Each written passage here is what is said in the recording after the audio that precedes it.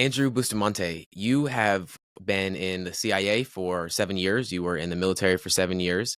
We all, when we're children, we think the CIA seems like such an amazing route to go down. It seems so cool, and it's something that a lot of people think about, but not many go down it. So I'm curious for you, what were some of the pivotal moments in your early childhood that really carved you to be the kind of person that would go down that route? It's an interesting question because I don't know that as a kid, outside of like all kids are like, I want to be a police officer, I want to be a fireman, I want to be an artist, I want to be a movie star. Like kids just, that's what we all think when we're little. But I can't say that I ever had in my heart or my mind a clear idea of becoming a CIA officer. And Mm, that was not something I ever thought was going to be realistic. Just like most of us don't have a clear vision on how we're going to be Hollywood movie actors. We don't know how we're going to be in a band. We don't know how we're going to be pilots. We just believe that maybe one day it'll happen. What's so what's interesting is that childhood I didn't have a plan. I didn't have a drive for that specifically, but that doesn't mean that the building blocks weren't put in place, because the building blocks that make a good CIA officer out of a child are things like structure and discipline and just the right amount of like parental abuse that makes it so you always want to please mom and dad, you always want their approval, you always want their acceptance, because what CIA ultimately wants out of its officers is a very similar relationship to mm. what a kind of semi-abusive parent wants from its child. They want obedience, they want loyalty, and they want someone who's willing to, put everything on the line to make sure that they're taken care of. And it's strange because you didn't see that as a kid. You don't see that as a kid. All you see is just unconditional love for your parents Mhm. until you turn about 18 years old. Then you're like, oh, fuck those people, right? But as a CIA officer, you just fall right back into the same habits. Only now you're 28 instead of 18. And once again, you're like unconditionally dedicated to the job. Yeah, one thing that I heard you speak about in a different podcast was that there's a connection between childhood trauma and high performance. What do you think that connection is? Because I think a lot of people see childhood trauma as one-sided. There's only negative that comes from it, but obviously that's not the case. Well, what's interesting is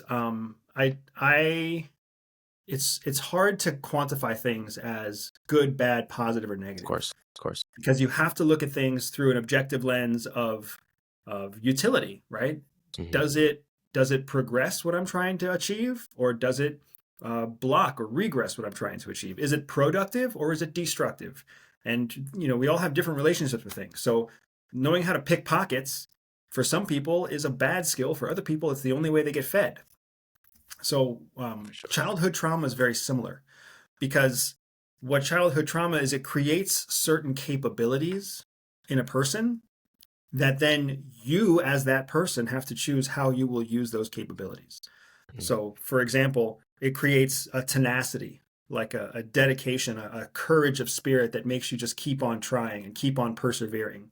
Part of it is because if you don't persevere, no one's going to help you, because you grew up in a household where you were traumatized. So you had to fight for attention. You had to fight to eat. You had to fight, to get opportunities that you wanted. So now that you're a grown up, you are totally accustomed to fighting for what you want. Whereas children who grow up in a like more classical, loving home, they're just given what they ask for, or they're provided with what they need.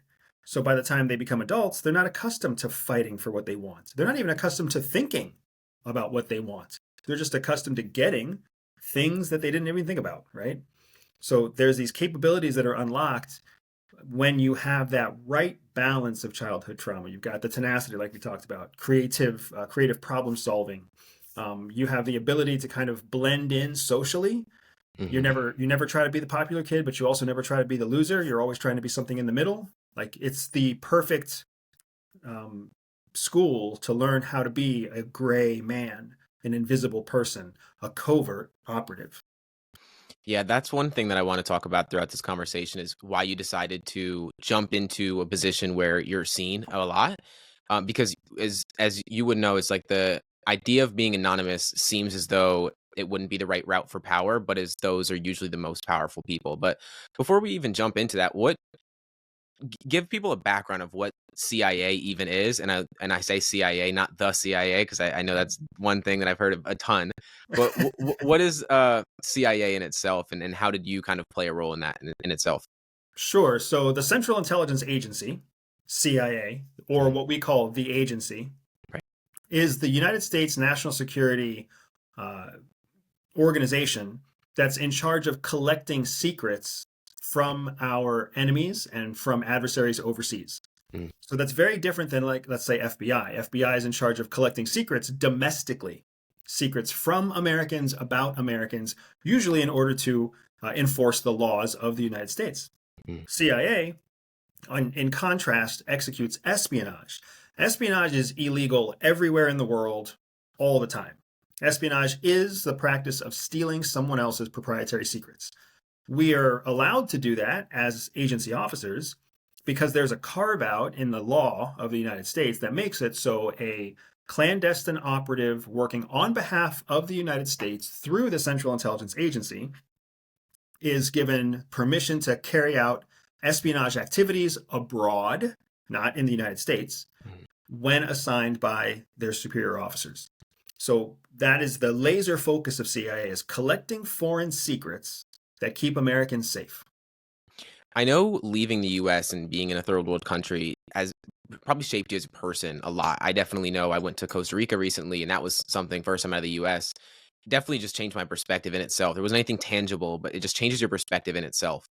What's something from being in CIA that you didn't expect to learn that kind of helped you out? Maybe it was a skill, it was a habit that you developed. Like, what was something that was you weren't expecting that you got from being in it? So it's a great question because most people don't even know what to expect when they start. And that Exactly. was Yeah. for sure, that was me. There's not a lot of information out there, or at least there wasn't when I joined in 2007, Right. to help you understand what you're even signing up for. So in many ways, you just sign up in the hope that it's going to be cool, Mm. that it's going to be like the movies, that Right. you're going to have a fantastic life and you're going to see the world. So it's kind of a hope and a dream that you even sign up for because you don't know what you're going to get. But once I was actually on board, once I was in the training pipeline, and once I had graduated through training and was into my actual professional career, and I started learning what it's all about, I would say that I got immensely more than I ever bargained for. Because CIA and CIA officers are trained in how to manage social situations. Essentially, that's Mhm. what we do. We meet strangers or we meet high powered individuals, and then we manage the social relationship so that they feel like they are becoming our friends. We're becoming their confidants. They can trust us. We're going to help them get, achieve the things they're trying to achieve, whatever else it might be. But it really is a game of creating relationships and building trust. And then the faster you can create the relationships and build trust, the faster you collect the secrets that you need to get access to. So yes, I learned how to drive and shoot guns and do survival school and resist torture and all the stuff that you would imagine that a CIA officer would get. But the things that were so incredibly useful were more like everyday skills, skills that you can't learn in college, you can't learn in university, you can't get certified in, skills that nobody teaches because they don't understand how the human psyche works like CIA understands it. And CIA has spent 60 years learning how to get secrets out of people. And CIA learned from the British MI6, who had spent 200 years learning how to get secrets out of people. Mhm. So, when I walked into my first day of training in 2007, I basically walked into almost 300 years of tactical knowledge and how to get people to do what you want them to do. The farm had a big impact on you as well. It was like there was a moment there when it was kind of like a realization for just the way life is in itself, right? From that moment in the farm, because I know it must have been a pivotal place for a lot of people that were getting into it. What did that kind of how did that change the way that you approached life, work in itself, relationships, everything in between? So when you talk about the farm, what you're referring to is kind of the colloquial name. Yeah. It is a real term, but it's also a term that has made its way into Hollywood for where we do our fundamental training, our Mhm. initiation and initial field operations training. And it's an awesome location, and it's very real, and it's not as cool as the movies make it look, but it's still pretty cool. But the experiences that you have there are, to steal your word, pivotal for sure, Yeah. but they affect everybody differently, right? Because while we all come from similar traumatic backgrounds, and while we all come from, backgrounds that are high performing academically and high performing athletically and etc., we're still different people.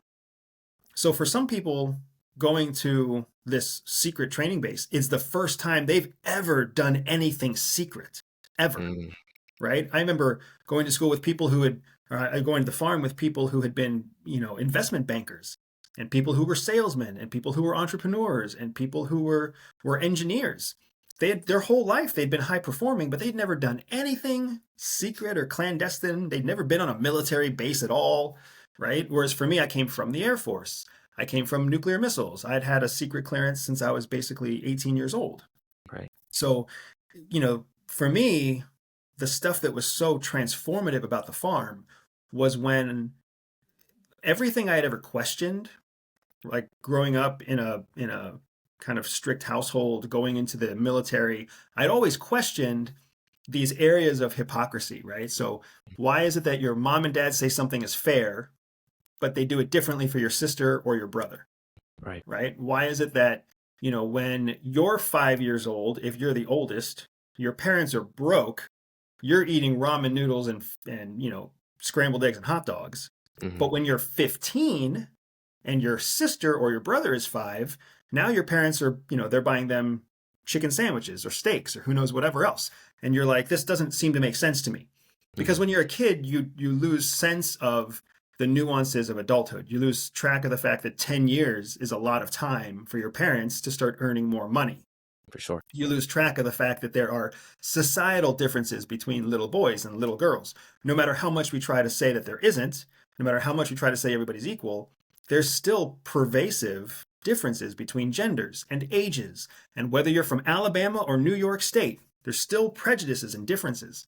So I remember growing up and even in the military, I could see the hypocrisy. I could see that people were saying one thing, but that wasn't really the way it was. Hmm. They were saying it was fair, but it's not fair. They were saying things are equal, but they're not equal, right? They were saying anybody had a chance. Not anybody has a chance. They're saying everybody has the opportunity. No, not everybody has the opportunity. But the narrative was so consistent that I couldn't help but think for the better part of my adult life, I must be wrong. I must be crazy because everybody else seems to believe it. Everybody else is following the marching orders. Like I was in the military. Everybody did what they were told in the military, even when the orders didn't make sense. Hmm. It wasn't until I got to the farm and in the first few weeks of the farm, they basically finally pulled the wool off of my eyes. And they were like, hey, everybody gets lied to because the larger organization has to tell very consistent lies for year after year after year in order to build a narrative that the population then parrots. And you need a parroting population if you're going to control that population. And in a democracy, more so than any other population, you have to have a strong narrative and a population that parrots what their government says. Because if they choose to deny or reject what their government says, in a democracy, you can literally change your government. You can change every official that you elect. So it was really powerful to learn that CIA was essentially training us to go into other countries and understand that the people we were talking to had been conditioned their whole life to parrot what their government believed. And in so doing, you learn about yourself and your own government. When you were in the military, you were by yourself a lot as well, really isolated. And I can assume that there's a lot that you learned about yourself throughout that experience being with yourself. A quote that I have been sticking with, and you've been on Tom Bilyeu's show, so you know of him. A quote that he said a few years ago, I want to say, is that all that matters is how you feel about yourself when you're by yourself. And that quote stuck with me for some reason because we're all trying to achieve external success, but how do you feel when you're with yourself? So, what were some of the things that you kind of learned about yourself through that experience of really just being isolated from the world entirely? You learn that you really don't like yourself. I mean, Mhm. that's the biggest thing that I think high performing, high achieving people feel is Yeah. that when they're alone, they kind of hate themselves. Because when they're alone, and they are not distracting themselves with some sort of achievement, right? Because when you're in the gym working out, you're doing something.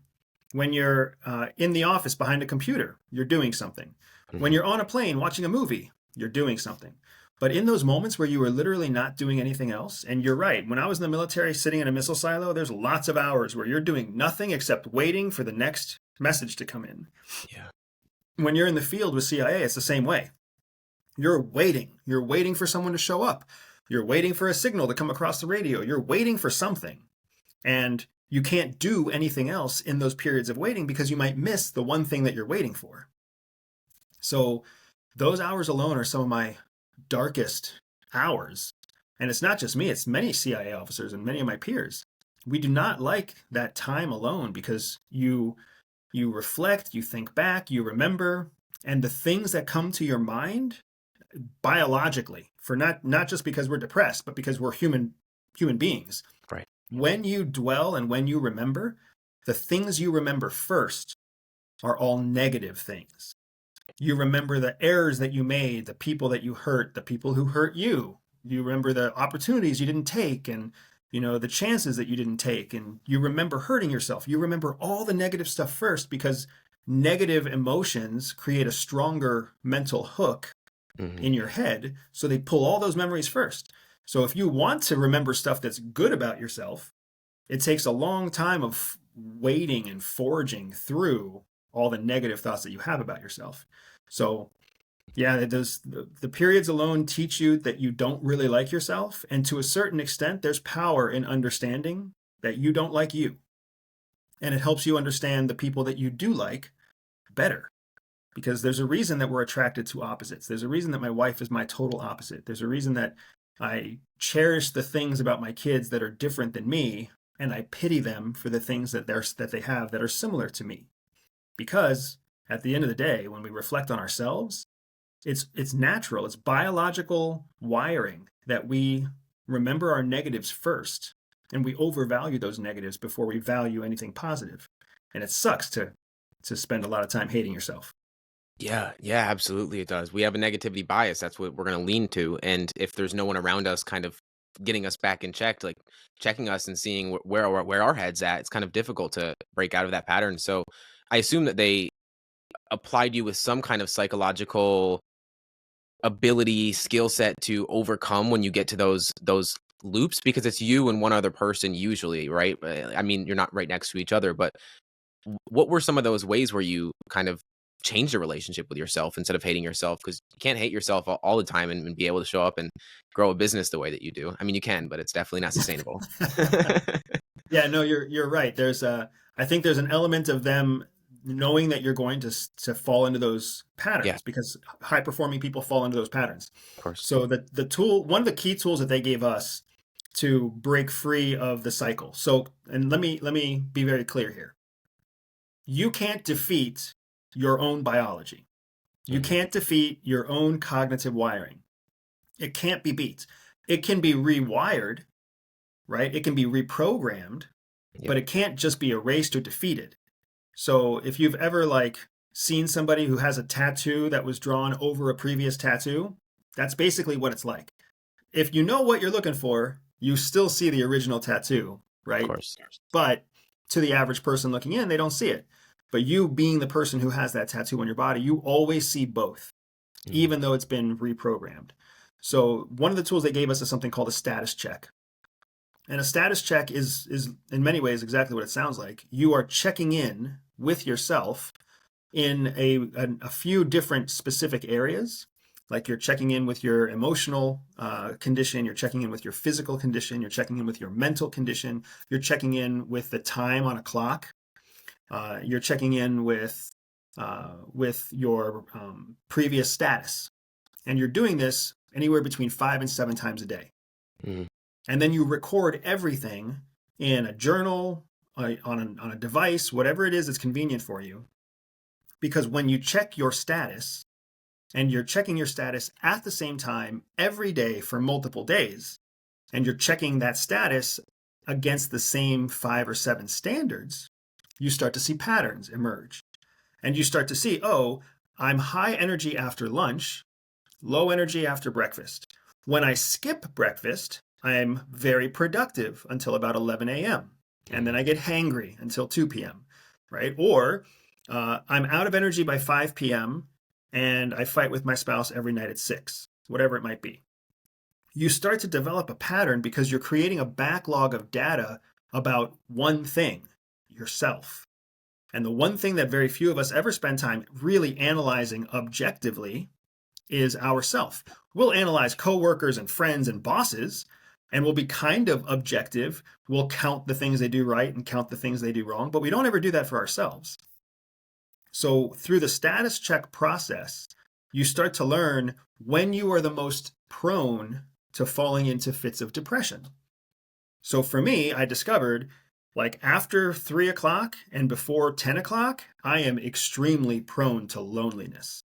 So like when the sun starts to go down and I'm out somewhere cool and I'm alone, all that does is make me feel like a loser. Yeah. So I discovered that what I needed to do, especially on assignment, was find my way to a social place before sunset. So then I could socialize, I could make friends, I could meet the same people, I could do whatever. That's how I met my wife, was socializing, right? Mhm.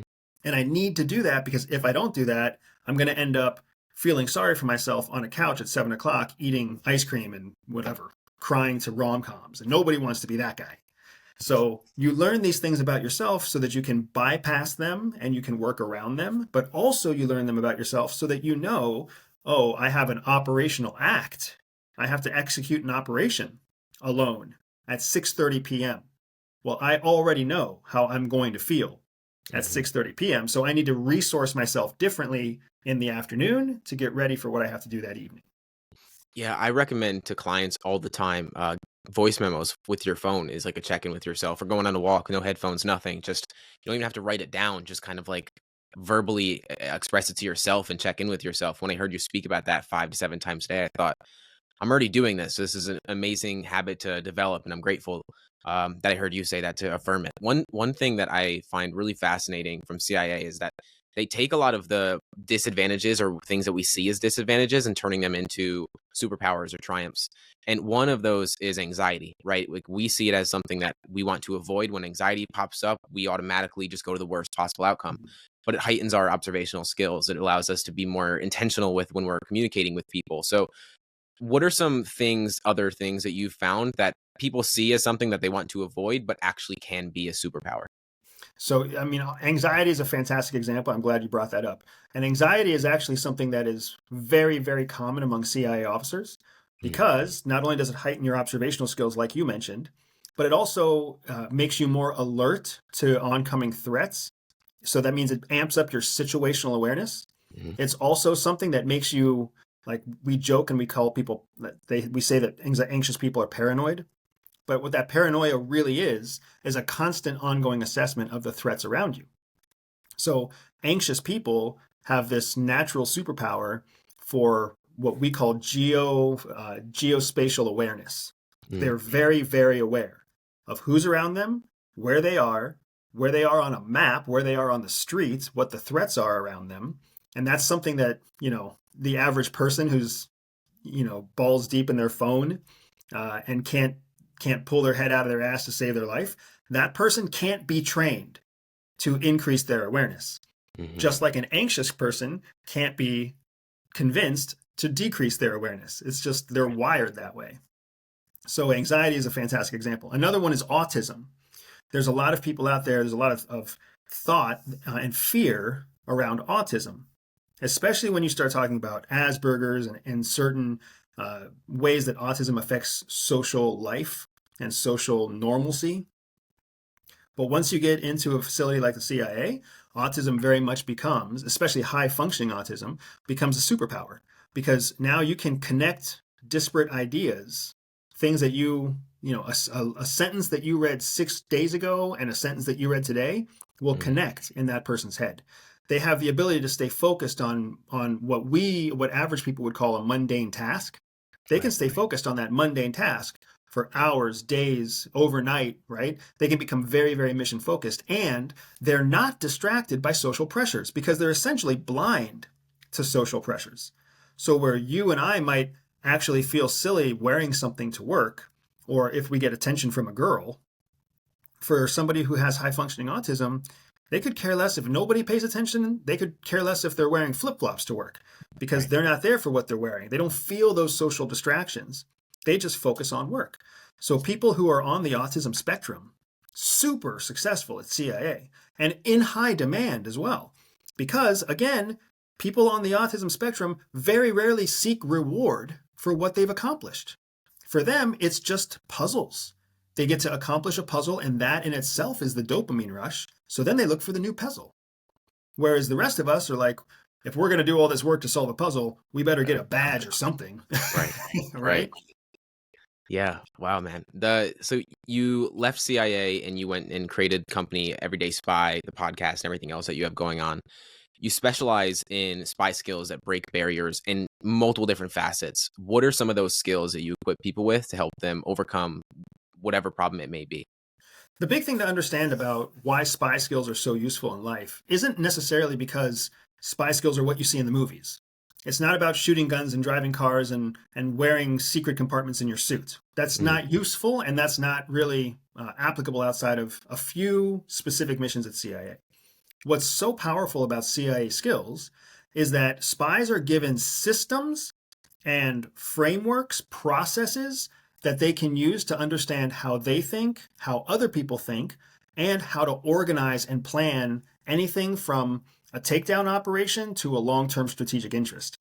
mm, So, frameworks, right, processes and checklists, that's something anybody can use. Understanding how your adversary thinks in a combat situation becomes just as useful when you understand how your adversary thinks in a negotiation, or you understand how your adversary thinks when you're trying to make a purchase against a salesperson who's your adversary, right? And understanding the framework for how you think about that problem and how they think about the same problem gives you what we call information superiority. The ultimate spy advantage is information superiority, having more and better information than your adversary. That's really what Everyday Spy specializes in, teaching people the frameworks and the systems that they need to gain informational superiority in every aspect of their personal and professional life. So I'd love to dive into how you use that for yourself because you left CIA in 2014 around that time. And it seems as though 2015, 2016 is when the CIA, I don't want to say went downhill, but they definitely are not in the best position since you left. Went downhill is the perfect term to use. Okay, beautiful. And you left and you're living in a garage and just kind of trying to figure things out. So what were some of those mental models or tactics that you used during that time to kind of propel you out of that and exponentially grow your business?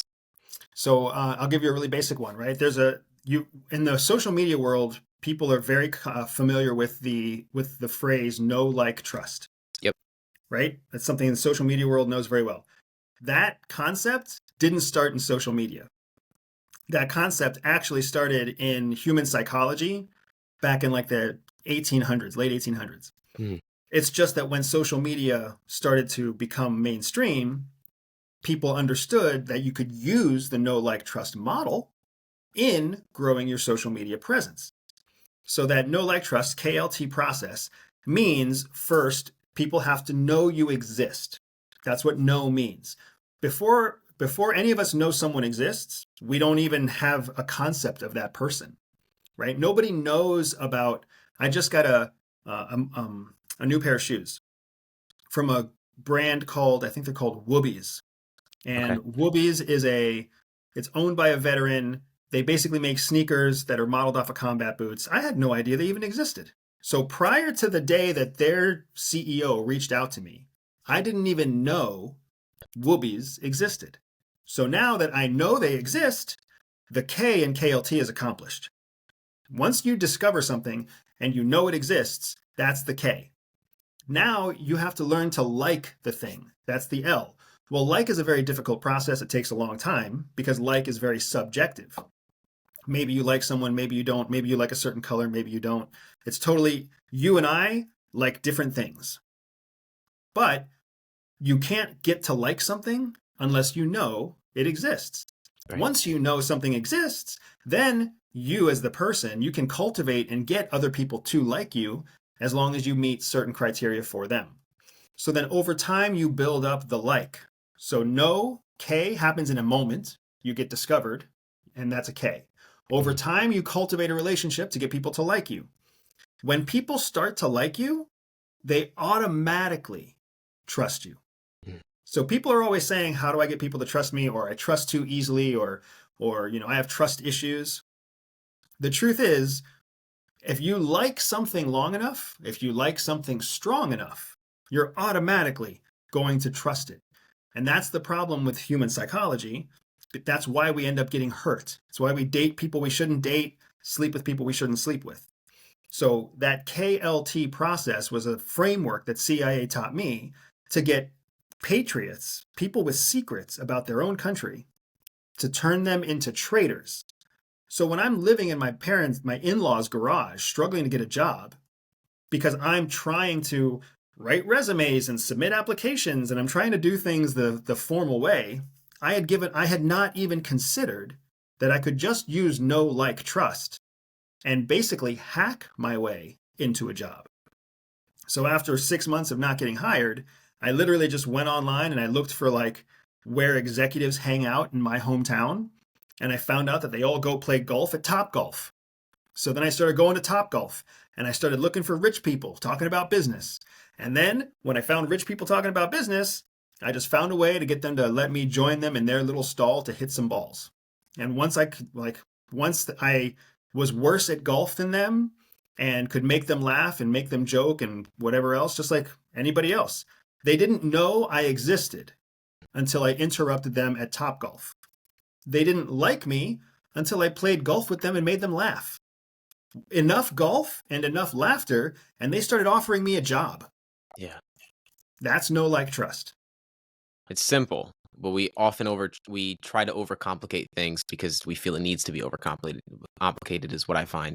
Yeah, One thing. because people, you know what it is we don't want to believe that our value is essentially in being liked. We Mhm. want to believe that our value is in our degrees and our professional accomplishments and how smart we are. No, nobody likes you because you went to Harvard and you got straight A's. Right. People like you because you're pretty funny whenever you make jokes about the Spanish football team, Mhm. right? That's why people like you.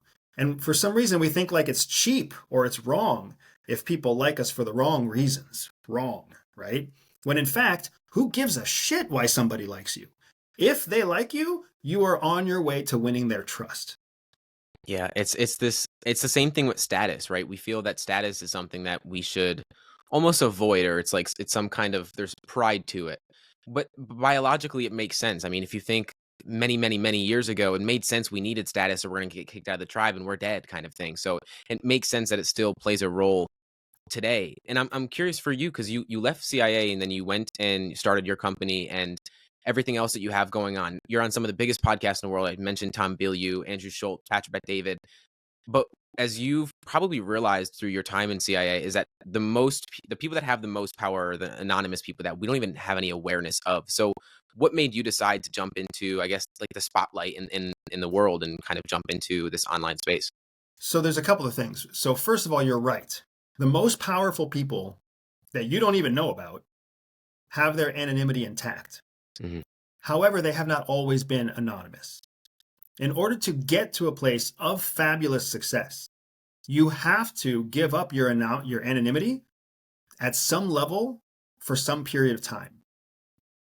So the reason that, you know, people who are nobodies stay nobodies forever is because when the time comes that they should challenge themselves, push themselves to become a somebody in their niche, a somebody in their community, a somebody in their school, when the opportunity presents itself, they choose anonymity instead. They choose to play it safe. Going back to our example about people with anxiety, Yeah. the reason there are so many anxious, broke people is because it's not that anxiety makes you dumb. If anything, anxiety helps you be smarter. It's not like anxiety makes it so you can't finish a project. If anything, anxiety makes you finish a project on time. But when your chance comes to put yourself out there, to be the leader of the pack, to challenge yourself, to do something socially uncomfortable, anxious people take a step backwards. Yeah. And assholes who have no right to step forward, step forward. And then they get their 15 minutes in the spotlight, and half of them dick it up, and the other half of them get lucky until the next 15 minutes in the spotlight when they dick it up or get lucky again. So this is what ends up happening that hurts so many anxious people. But for me, I discovered the same thing was true in trying to build a business. If you want to build a business, you can build a $100,000, $200,000, $300,000 a year business without ever being discovered. You can totally become the best, coffee shop in the block and nobody knows who owns the coffee shop. You can become the fantastic, car wash place down the street and nobody knows who owns the car wash. You can be anonymous and have a business. But if you want to make millions of dollars, if you want to make tens of millions of dollars, if you want to change some element of the world, of your own future or your children's legacy, you have to take a step out of the shadows and be willing to step into the spotlight, even if it means you're going to dick it all up, even if it means you're going to fail, even if it means you're going to be embarrassed at some point, which absolutely happens. You still have to take the risk. There was a famous interview, not famous enough in my opinion, but there was a famous interview with Arnold Schwarzenegger where the interviewer asked Arnold, Arnold, you've been in a lot of movies. Most of them weren't very good. Do you ever feel embarrassed about your bad movies? And Arnold looked at the journalist and he was like, tell me 3 of my worst movies. And the journalist could only come up with 2. Yeah. And then Arnold was like, can you tell me 3 of my best movies? And the journalist just rattled him off. That is how the human brain works. Everybody remembers the 1, 2, or 3 things that you do better than anybody else. And nobody remembers your failures. The reason they don't remember your failures goes back to the first part of our conversation. They're too fucking busy remembering their own failures. Their head is cluttered. Everybody's head is cluttered with their own insecurities and failures. They don't have time to keep track of your failures too. But they do remember where you're awesome, because where you're awesome makes them feel bad about themselves too. Yeah. So if you can just lean into the fact that when you get your opportunity, take it. Because the people who are just as good as you are the ones who are stepping back and not taking the chance. Yeah, it's like people that are dumber than you are probably so much further along than you because they're naive enough to believe that they could possibly make it happen. And Correct. it's something that we don't think nearly enough about. There's a quote that I heard from you in a different podcast that it kind of like brings this all together. Is the worst person to determine who you are is oftentimes you. Like we have this conceptual idea of who we are in our head, and that determines our behaviors, that creates our results, that goes right back into our beliefs about ourselves. So when you were in CIA, was there any moments in time where they helped you kind of reshape your idea of who you thought you were so that you could become the best spy that you could possibly be?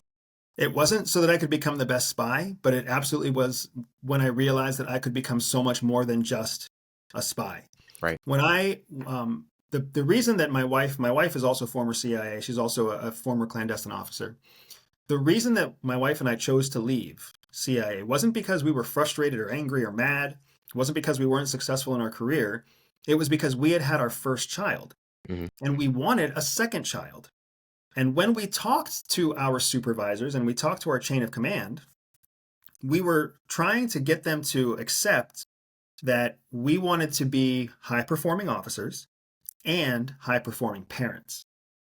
And in order to do that, we had this plan for how we were going to take certain kinds of assignments for a certain period of time until our kids could get into elementary school, and then we could shift and spend more time at work and then hire a nanny or something to take care of the kids. Well, when we presented that to CIA didn't want to hear about it. For them, they were like, we don't really care what you want to do as parents. That's your problem. Right now, you are our officers and you're on this trajectory, you're doing this work and you're this important and blah, blah, blah. It didn't take long before the hypocrisy of it started to sink in. And I was like, you know what? They've been training us since day one that we're all a family and that we all take care of each other and that, family first, mission always. That's what they've been teaching us. But now that we're actually calling that in Yeah. They're changing their tune. And that's when it dawned on me that CIA was training us the same way that they had trained us to train our assets. Just like we were supposed to manipulate and abuse our assets, CIA was manipulating and abusing its own staff officers. Just like we were trained to find the vulnerabilities and weaknesses and manipulate our assets, that's exactly what CIA was doing to its staff officers, finding ways to manipulate them and leverage their vulnerabilities. It was a humiliating and an absolutely empowering moment to have, a clear vision. And then I took it to my wife right away. And I was like, tell me I'm crazy, but this is what I just connected. And then to see the dawning in her eyes, and my wife, like I said, total opposite of me. She Right. doesn't get excited about the things I get excited about. She doesn't like the things I like. She doesn't invest in the things I invest in. But when Mhm. she heard me say this and it clicked for her too, that was when I knew, holy shit, we are onto something. This is what's happening. From that moment forward, I mean, that was 2006. I'm pretty sure that was March of 2006. From the moment that that happened, for me, like Jericho just came crashing down. Because after that, nothing CIA could say made me trust them. Nothing made me want to stay there. Nothing made my wife want to stay there. We knew we had to leave. We knew we had to rebuild. And we knew that we were going to have to rebuild a different way than the way CIA trained us. Because it feels so bad to be manipulated. It feels so bad to be twisted and lied to. We Mhm. did not ever want to do that to anybody ever again. We had we had we had let ourselves not dwell on that when we were carrying out our mission because we were very pragmatic, right? This keeps Americans safe, so I don't care if I hurt this Syrian to keep an American safe. I Yeah. don't care if I hurt this Brazilian to keep an American safe. That makes sense. But now, as a 37-year-old adult leaving CIA, I was like, I don't have to do this anymore. I can find a better way using the same frameworks that CIA gave me to get ahead, stay ahead, and build something amazing. And that's really the foundation where Everyday Spy came from. Most people stick around though. Like you and your wife were different than a lot of people. And I think it's kind of similar to a athlete that's leaving when they just played 10 years in the league. They're leaving football and they're trying to leave and go and just retire or go into something else. Your identity is attached to this thing. And it's not only your identity, but it's all the skills, it's all of the biases, it's everything that you took in CIA that carved you to the person that you are now. So what was it? And I don't want to say starting from scratch because you definitely weren't starting from scratch, but almost kind of coming from a place of this is not the people that we want to be anymore, like you just said, and kind of start from a place of just a completely Possibility. different direction. Yeah. Yeah. So the thing that you left off of your list of what you leave behind are your friends and your peers and your Yeah. network. So you're right. Whether you're a footballer in Spain or whether you're a spy in CIA, when you leave behind everything that you've ever worked for and known, and all the people too. So the hardest part of that is that you are trying to do something you believe in. You're trying to make a change, but you know right out of the gates that you're making that change alone. And let's be honest. Even if you're not a spy or a professional soccer player, professional footballer, when you try to make a change, you're still doing it alone. Mhm. Mom and dad and your friends and your boyfriend and your girlfriend, they're not going to help you. They're going to watch to see whether or not you succeed a little bit. And then if you succeed, then they'll come in and help. But if you start to fail, they're not going to pile on and try to help turn it around. They're going to try and comfort you, tell you it's okay that you failed, tell you that you'll have better luck next time. But people don't help you when you try to make a big life change. We we let ourselves think that people want to help us, Yeah. but people don't. And frankly, we don't want to see other people succeed either. Human beings are built to be survival first. Mhm. The way we survive is by doing something that everybody else does worse at. Like, go back to caveman days. If you could find the best berries, you lived longer. If you could hunt the deer fastest and gut it fastest, you got to eat and other people didn't. It's the same way it is now. That's why people love to hate the top 1% until they become the top 1%. And then they just want to protect what they have and fuck the rest. Yeah. That it's all survival instinct. It's the way we're wired. It's why I don't believe in any of the political garbage about, the extreme left or the extreme right, because the extremes are small populations. Everything about the middle is what really counts. So when we reinvented our life, we kind of knew no one's going to help us. We really only have what is in our pocket and on our back right now to do this. And just like you said, James, we had a whole hell of a lot more on our back and in our pocket than the average bear, because we had all of the skills, Mm. the frameworks, the systems. We understood how people thought. It wasn't the embarrassing part of the story is that even though we had all this stuff in our backpack, we were too conditioned, too short-sighted to use it right away. So I'll just give you another funny story. So my wife grew up in a house where every time her parents bought something new and nice, they used it. So they buy a new nice pan and they use it right away. A new nice knife and they use it right away.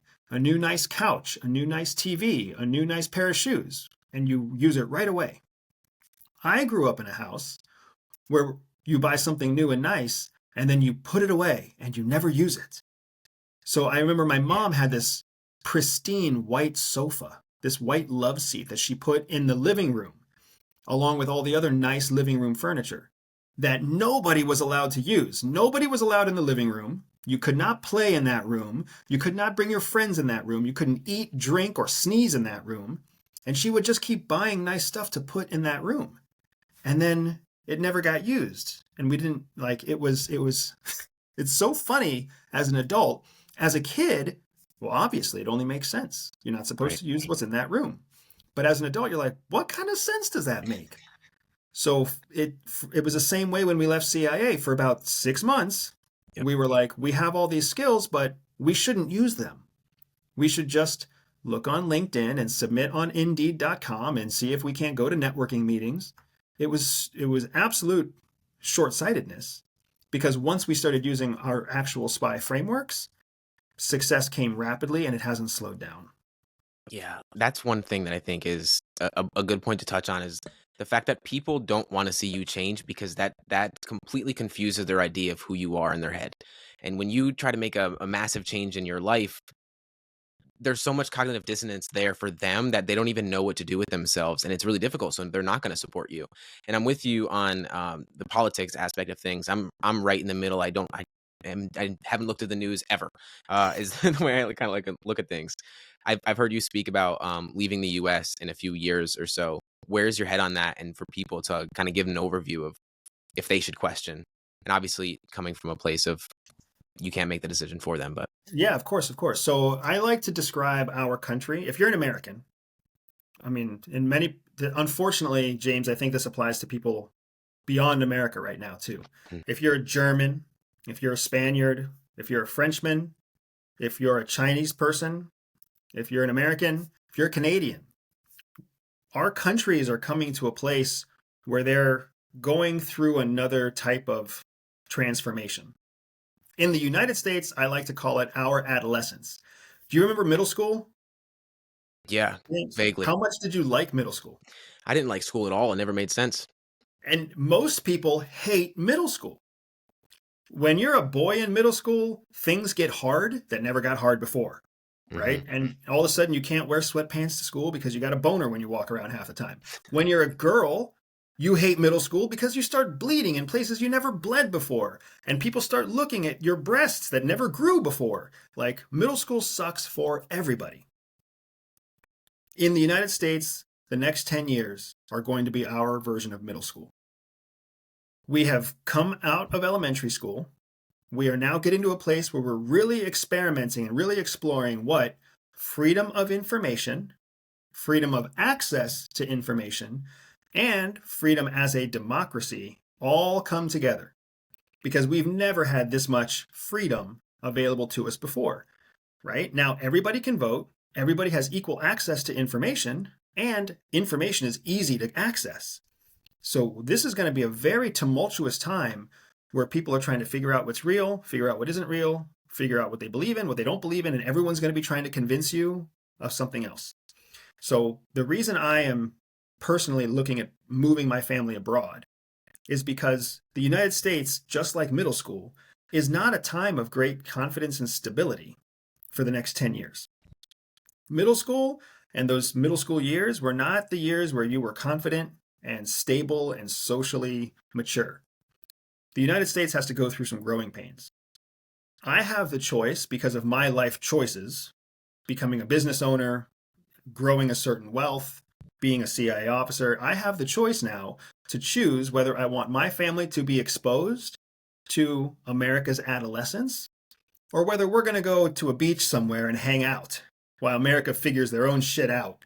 And then after 10 years, when we're either like the cool kid or the nerd or whatever we're going to be in high school, then we can choose to come back. But I'm not going to put my children's future and my children's opportunities, I'm not going to gamble with those in the hopes that the United States will turn out for the better. Instead, I'd rather take my kids somewhere that there's more stability, more predictability, where their opportunities are more controllable. Because here in the United States, it's difficult for anybody to anticipate what the next 2 years is going to bring. And think about what that means for the opportunities that you have ahead of you here. Yeah, I mean, it makes a lot of sense. I think a lot of people don't have the courage to be able to do it, even though, or in a position to be able to do so. But it makes a lot of sense. And I mean, as middle school, all of school, we're learning a lot of things that we will usually never use in life, and that's why you're applying a lot of the things that we need, the skills that we need to actually live a life that is fulfilling to us. There's one last question I ask every guest, and my question to you is: what belief are you currently unlearning? Ha! I like that question. What belief am I currently unlearning? You know, I think I believed that my spouse would never change. Like the person I married would be the person I married until we died. Hmm. And that's not the case. Like I kind of knew, I think in the back of my head, I knew like, well, of course we're going to have kids and of course we're going to get older and of course like life is going to change. But my spouse as a person won't change. And I'm learning now that that belief needs to be unlearned. Because what you don't account for, what I never accounted for, is the fact that every challenge, every bit of education, every new book that we read, it touches both of us in different ways. So not only is she changing in her own way, but Hmm. I am also changing in my own way. So even if she was the same, from my perspective, we would still be going in different directions because I would be changing. So now I'm learning that there's a change happening, and I'm further unlearning that that change doesn't have to be a growing apart. That change can be a divergence before we reconnect, or that change can be a bit of like a paralleling, right? Yeah. There's so many different ways that you can approach personal growth alone and with someone you care about. And no one ever gave me a proper system to predict what that would be like. And now I get to learn it and unlearn it firsthand. I love it. I think if I connect with people that I connected with 6 months ago and they're the same person, we're not in the same direction that we're trying to be going in. So I think it's definitely a good perspective to have. Of course, all of your links and everything will be in the show notes, but is there anywhere you'd like to direct people? Yeah, just if you guys liked what we talked about today, visit me anytime at everydayspy.com or on social media at EverydaySpy. And then, of course, online, you can find me on YouTube, either through my podcast, the Everyday Spy podcast, or through my own channel at Andrew Bustamante. But thanks so much for having me, James.